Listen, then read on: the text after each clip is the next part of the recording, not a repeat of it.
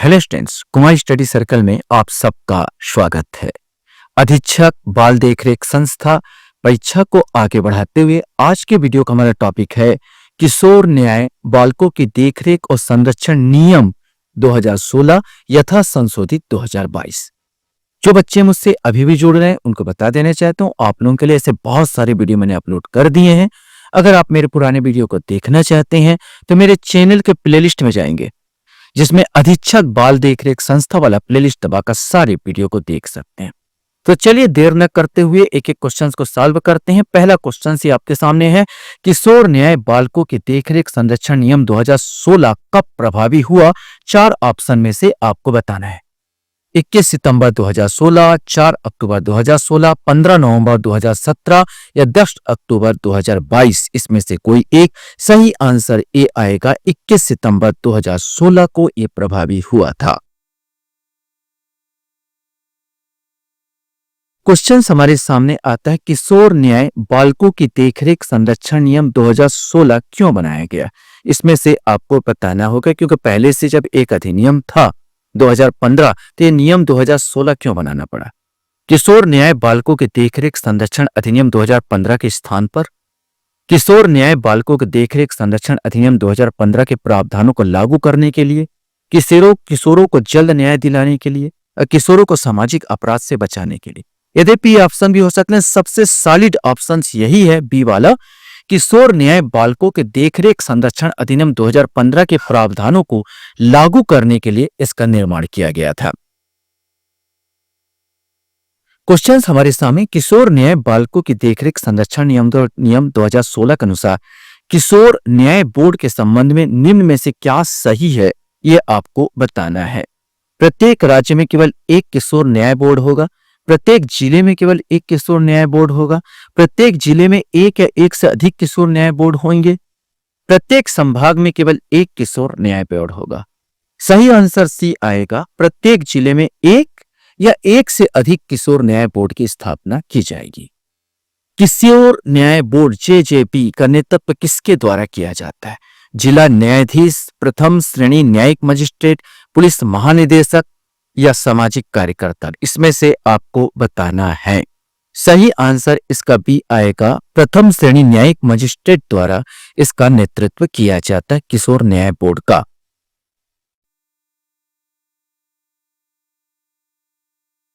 Question है, किशोर न्याय board JJB में कम से कम कितने वर्ष का अनुभव रखने वाले एक मेट्रोपॉलिटन मजिस्ट्रेट या प्रथम श्रेणी न्यायिक मजिस्ट्रेट को बोर्ड का प्रधान मजिस्ट्रेट नामित किया जाएगा? इसी में से आपको बताना है। 3 वर्ष का, 5 वर्ष का, 7 वर्ष का या 10 वर्ष का? इसमें से कोई एक आएगा। सही आंसर, जो मेट्रोपॉलिटन मजिस्ट्रेट या प्रथम श्रेणी मजिस्ट्रेट को कम से कम 3 वर्ष यहाँ पर वो एक्सपीरियंस होना चाहिए। मैंने प्रधान मजिस्ट्रेट के रूप में जो नामित तभी किया जाएगा जब उनको कम से कम 3 वर्ष का अनुभव होगा। क्वेश्चन से, किशोर न्याय बोर्ड जेजेबी के बैठक के संबंध में निम्न से क्या सही है? अब इनमें से आपको बताना है। पहला, किसी भी परिस्थिति में बोर्ड किसी न्यायालय या कारागार परिसर के भीतर से कार्य नहीं करेगा। बोर्ड यह सुनिश्चित करेगा कि मामले की कार्यवाही के दौरान मामले से असंबंधित कोई भी व्यक्ति कमरे में उपस्थित न रहे। बोर्ड की बैठक बच्चों के अनुकूल परिसर में आयोजित की जाएगी, जो किसी भी तरह से अदालत कक्ष जैसा नहीं दिखेगा। बोर्ड किसी ऊंचे चबूतरे पर बैठेगा। बोर्ड तथा बच्चे के बीच गवाह बॉक्स या सलाखों जैसी कोई बाधा होगी। इसमें से आपको बताना है कि कौन सा सही है। तो पहला बिल्कुल सही है, किसी भी परिस्थिति में बोर्ड किसी न्यायालय या कारागार परिसर के भीतर से कार्य नहीं करेगा, ताकि बच्चों का एहसास नहीं होना चाहिए कि जेल का है, कोई डर पैदा नहीं होना चाहिए। दूसरा, बोर्ड यह सुनिश्चित करेगा कि मामले की कार्रवाई के दौरान मामले से असंबंधित कोई भी व्यक्ति कमरे में उपस्थित न रहे। और तीसरा, बोर्ड में बैठक के बच्चों के अनुकूल परिसर में आयोजित की जाएगी, जो किसी भी तरह का अदालत का जैसा नहीं दिखेगा। अब चौथा, ये बिल्कुल भिन्नता हो जाता है भाई।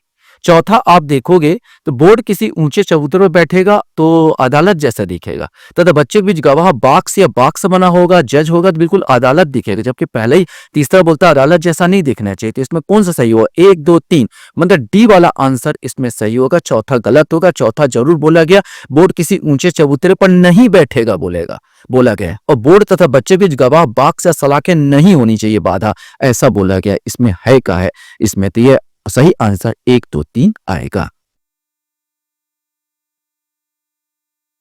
क्वेश्चन है बाल कल्याण समिति CWC का गठन किस स्तर पर होता है? इसको आपको बताना है। राज्य स्तर, जिला स्तर, ब्लॉक स्तर या ग्राम पंचायत स्तर। इसका भी जो होता है जिला स्तर पर इसका गठन किया जाता है। क्वेश्चन हमारे सामने आता है किशोर न्याय संशोधन अधिनियम 2022 के अनुसार किशोर न्याय बोर्ड के किसी एक सदस्य द्वारा पारित आदेश कब अमान्य नहीं माना जाएगा? इसमें से आपको बताना है।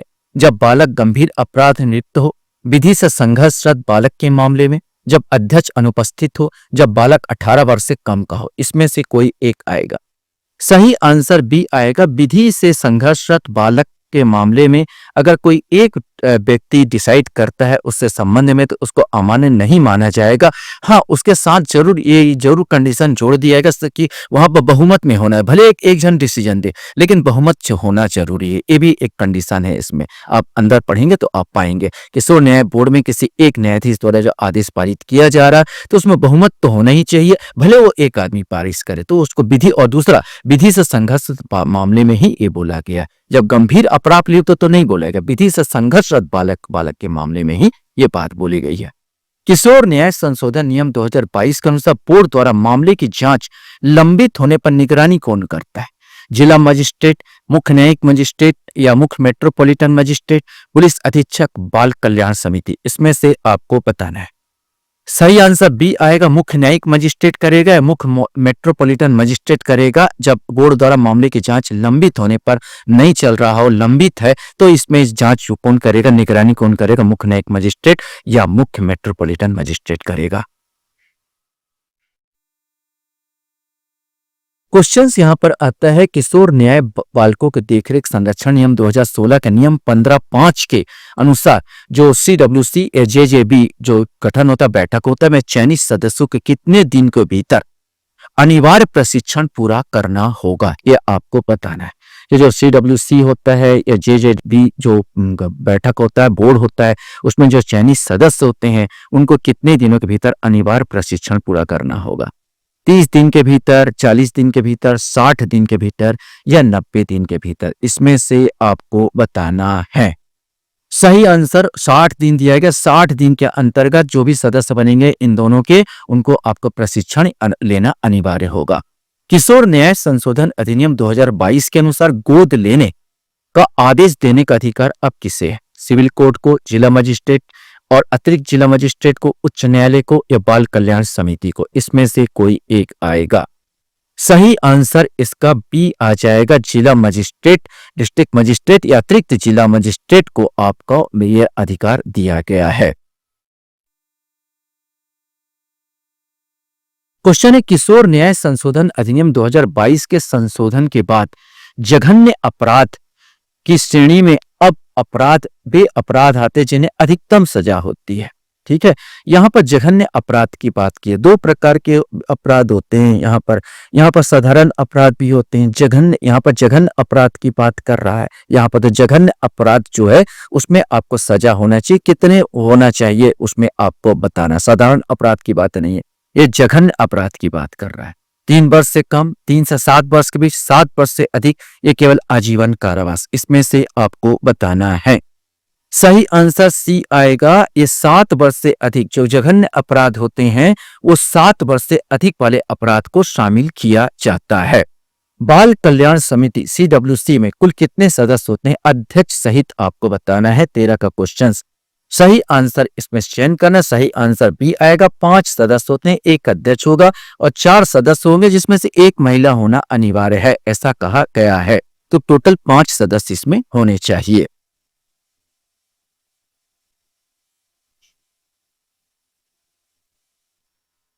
2022 के संशोधन के अनुसार जिला मजिस्ट्रेट, डिस्ट्रिक्ट मजिस्ट्रेट कम से कम कितनी बार CWC की समीक्षा करनी चाहिए, ये आपको बताना है। बाल कल्याण समिति की कितनी बार समीक्षा करनी चाहिए?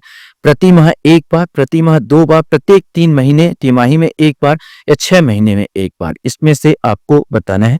सही आंसर यही आएगा, प्रत्येक 3 महीने में, तिमाही में 1 बार आपको समीक्षा करनी ही चाहिए। यदि किसी बच्चे को देखरेख और संरक्षण की आवश्यकता है तो उसे किसके पास ले जाया जाएगा? किशोर न्याय बोर्ड, बाल कल्याण समिति, केंद्रीय कारागार और सैन्य से शिविर।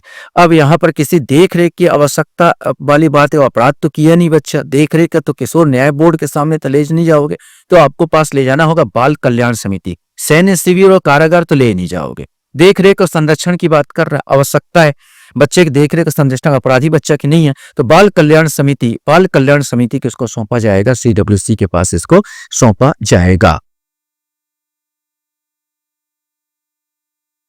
क्वेश्चन यहां पर आता है, बाल कल्याण समिति CWC के निर्णय से असंतुष्ट व्यक्ति किसके पास अपील कर सकता है? सीधे सुप्रीम कोर्ट, जिला मजिस्ट्रेट, पुलिस स्टेशन या ग्राम पंचायत? इसमें से आपको बताना है। सही आंसर भी आएगा, जिला मजिस्ट्रेट के पास कंप्लेन कर सकता है। क्वेश्चन यहां पर आता है, विशेष गृह किन बच्चों के लिए होते हैं? अनाथ बच्चों के लिए, जो बच्चे कानून को उल्लंघन करते पाए जाते हैं, विधि विरुद्ध बालक, स्कूल जाने वाले बच्चों के लिए, दिव्यांग बच्चों के लिए? इसमें से आपको बचाया गया है। सही आंसर यह है, जो बच्चे कानून का उल्लंघन करते हुए पाए जाते हैं, विधि विरुद्ध बालक, उनके लिए ही विशेष गृह, स्पेशल होम्स का निर्माण किया गया है। क्वेश्चन यहां पर आता है कि कानून के साथ संघर्ष में फंसे बच्चों से संबंधित प्रक्रिया में पुलिस किसी भी मामले में प्रथम सूचना रिपोर्ट FIR दर्ज नहीं की जाएगी। फर्स्ट इंफॉर्मेशन रिपोर्ट ये दर्ज नहीं होता, सिवाय उस स्थिति में जब, अब इसमें से आपको बताना है कि वैसे तो नियम है कि भाई FIR आप दर्ज नहीं करोगे, किसके अब FIR जब दर्ज होता क्यों? तो इस 3 कारण में से आपको बताना है। बच्चे द्वारा कोई जघन्य अपराध किया गया हो, मैंने 7 साल से ऊपर वाला अपराध, जब ऐसा अपराध वयस्कों के साथ मिलकर किया गया हो, जब बच्चा 15 वर्ष से ऊपर का हो। अब इसमें से आपको छांटना है, केवल 1 और 2, केवल 2 और 3, केवल 1, उपरोक्त सभी। सही आंसर ए आएगा, केवल 1 और 2। मैंने तभी FIR दर्ज होगा जब बच्चे द्वारा कोई जघन्य अपराध 7 साल से ऊपर वाला अपराध किया गया, और जब अपराध वयस्कों के साथ मिलकर, जब ऐसा अपराध, दोनों कंडीशन में, इस कंडीशन में भी, और जब ऐसा अपराध वयस्कों के साथ मिलकर भी कर रहा है तो भी, तो दोनों कंडीशन में उसमें FIR जरूर रिपोर्ट किया जाएगा। ये 15 साल का कोई क्राइटेरिया नहीं दिया गया है। क्वेश्चन यहां पर आता है, किशोर न्याय बोर्ड JJB में सामाजिक कार्यकर्ता के रूप में नियुक्त होने वाली महिला सदस्यों की संख्या कम से कम कितनी होनी चाहिए? 0, कम से कम 1, सभी महिलाएं होनी चाहिए 2, इसमें से कोई एक आएगा। सही आंसर भी आएगा, कम से कम 1 महिला तो होनी ही चाहिए। बाल कल्याण समिति के अध्यक्ष एवं सदस्यों की आयु कितने वर्ष से ऊपर होनी चाहिए? ये बोला गया, बाल कल्याण समिति के अध्यक्ष और सदस्यों की कितने वर्ष से ऊपर होनी चाहिए? 25 वर्ष से अधिक, 30 वर्ष से अधिक, 35 वर्ष से अधिक या 21 वर्ष से अधिक? इसमें से आपको बताना है। सही आंसर सी आएगा, 35 वर्ष से अधिक होनी चाहिए।